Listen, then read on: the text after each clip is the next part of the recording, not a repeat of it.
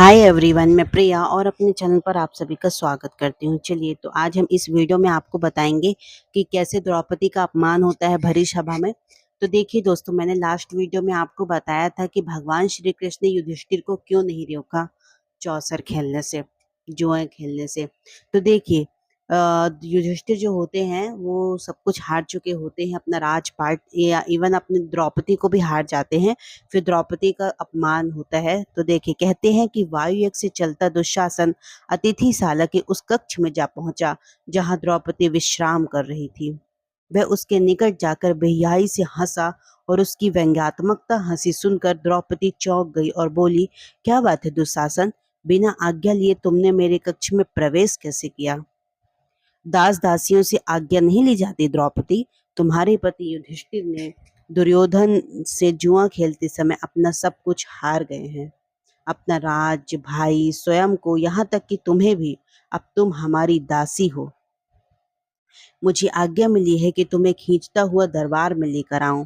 अब तुम अपनी इच्छा से चलती हो या फिर मैं तुम्हारे केस पकड़कर घसीटता हुआ दरबार में लेकर चलूं? उसकी बातें सुनते ही द्रौपदी के पांव तले से जमीन खिसक गई। उसने एक नजर पुनः दुशासन पर डाली और उसकी आंखों में शैतानी चमक देखकर कक्ष से निकलकर फूट फूट कर रोने लगी और गांधारी की कक्ष की ओर भागी। परंतु दुशासन ने उसे झपट कर दबोच लिया और उसके बाल पकड़कर यह कहते हुए मतलब दरबार में खींचकर ले जाने लगा, घमंडी औरत, हमने तुम्हें खेल में जीता है और तुम अब हमारी संपत्ति हो। जैसा चाहेंगे हम तुम्हारे साथ वैसा ही व्यवहार करेंगे। चल मेरे साथ। फिर क्या होता है, निर्दयता से खींचकर दरबार में लाई गई द्रौपदी के बाल खुल गए थे। अस्त्र वस्त्र मतलब जो वस्त्र थे वो अस्त व्यस्त हो गए। दरबार में आकर उसने प्रोरित किंतु क्रोध भरी आंखों से पांडवों को देखा जो लज्जा से सिर झुकाए बैठे थे। तब घृणा से वह बोली, धिक्कार है सम्राट भारत के वंशजों पर जो अपना क्षत्रिय धर्म भूलकर शूद्र कर्मों में लिप्त हो गए। अब वे घर की लक्ष्मी को भी जुए में दांव पर लगाते समय लज्जा महसूस नहीं करते। धिक्कार है इन बड़े बुजुर्गों पर जो सामने बैठे मुझे अपमानित होते देख कर रहे हैं। बताइए, मेरे प्रश्न का उत्तर दीजिए। क्या अपने आप को हार कर मेरे पति को मुझे दांव पर लगाने का अधिकार था? मगर किसी ने वहां पे कुछ भी नहीं बोला। सभा में सन्नाटा छाया हुआ था। जिन बड़े बूढ़ों से द्रौपदी ने प्रश्न किया था वे विवशता से सिर झुकाए बैठे थे।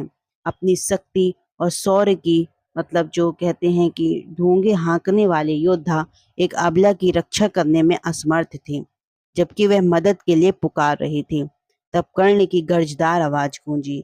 पांडवों की ओर अधिक लज्जित होने के उद्देश्य से वह बोला, दुर्योधन, इन पांचों पांडव और द्रौपदी के आभूषण व राज की वस्त्र उतार लो, नग्न कर दो इस घमंडी औरत को, तभी इसको अपनी औकात पता चलेगी। आदेश होते ही दुशासन ने द्रौपदी की साड़ी का बाहरी छोर पकड़ लिया और खींचने लगा।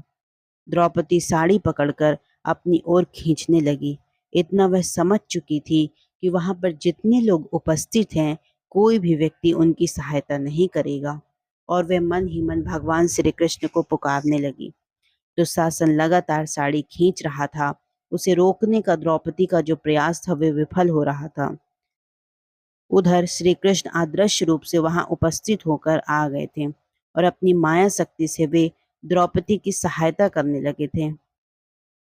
दुशासन साड़ी खींच रहा था, पहली के बाद दूसरी, दूसरी के बाद तीसरी, जैसे द्रौपदी ने सहस्त्रों साड़ियां बांध रखी हों। दुशासन के समक्ष साड़ियों का ढेर लगने लगा। भिन्न भिन्न रंगों की साड़ियां खींचते खींचते दुशासन पसीने से तरबतर हो गया, मगर द्रौपदी को उसकी निर्वस्त्र करने की इच्छा पूर्ण ना हो सकी।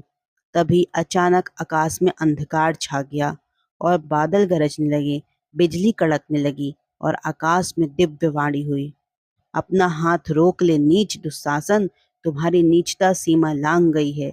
साड़ी छोड़कर दूर हटो, अन्यथा अभी तुम पर विद्युत प्रहार हो जाएगा और तुम जलकर भस्म हो जाओगे। इस आकाशवाणी को सुनते ही दुशासन जो था वह भयभीत हो उठा और तुरंत ही साड़ी छोड़कर वहां से भाग खड़ा हुआ। तभी दुर्योधन ने अपनी जांघ पर हाथ मारकर कहा, आज शीघ्र इधर आ, मैं तुझे अपनी जंघा पर बिठाकर उस अपमान का बदला लूंगा जो अंधे का पुत्र अंधा कहकर तूने मेरा अपमान किया था।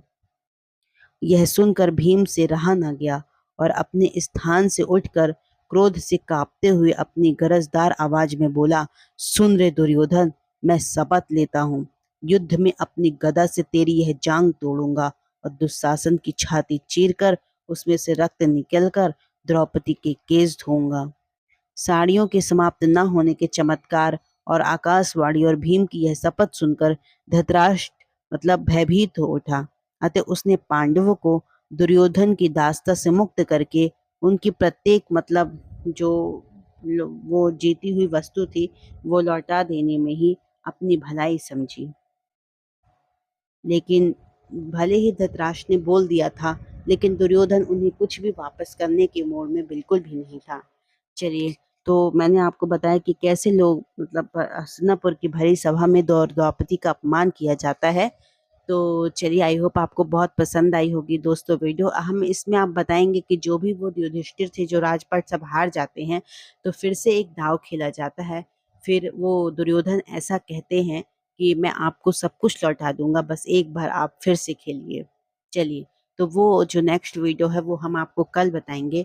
तो ज़्यादा से ज़्यादा हमारे वीडियोस को शेयर करें दोस्तों, और हमारे चैनल को सब्सक्राइब भी करें। जैसा कि मैं हमेशा से कहती हूँ कि अगर आप सनातन धर्म से हैं तो आपको महाभारत अवश्य पढ़नी चाहिए, क्योंकि महाभारत एक महाकाव्य ग्रंथ है। महाभारत का युद्ध केवल धर्म की रक्षा करने के लिए हुआ था, जिन्होंने धर्म का साथ दिया था। चलिए, तो ज़्यादा से ज़्यादा हमारे वीडियोस को शेयर करें और हमारे चैनल को सब्सक्राइब भी करें। Thank you so much. जय श्री कृष्णा।